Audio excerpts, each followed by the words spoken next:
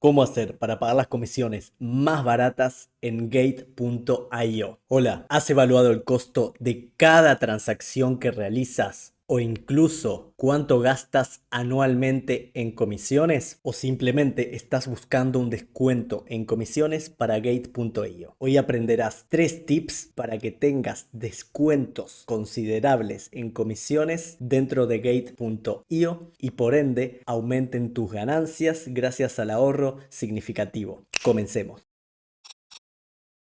El primer tip, decirte que hemos configurado para que las personas como tú que se registren con el link que está en la descripción reciban un 30% de descuento en comisiones al intercambiar criptomonedas en Gate.io Exchange. Te dejo por aquí arriba y en la descripción un videito donde hablo de otros factores importantes del exchange. También te dejo por aquí el QR con el discount code o código de descuento por si deseas directamente descargar la aplicación desde tu celular. Segundo tip, holdear algo de GT Token te permitirá tener un 25% de descuento adicional. Es muy importante que en tu back office hagas clic donde dice My Fees, te va a llevar a este sector de aquí y tengas activado este botón, ya que por defecto viene desactivado, lo activas y se estarán utilizando tus GT para pagar las comisiones y tener ese 25% de descuento adicional. Antes de pasar al tercer tip, realicemos los cálculos con estos dos tips mencionados recientemente. Si al 0.2% de comisiones que nos cobran inicialmente le restamos el 25% por holdear GT Token, nos da como resultado 0.15%. Si a ese 0.15% le restamos el 30% de descuento que obtienes por registrarte con el link que está en la descripción,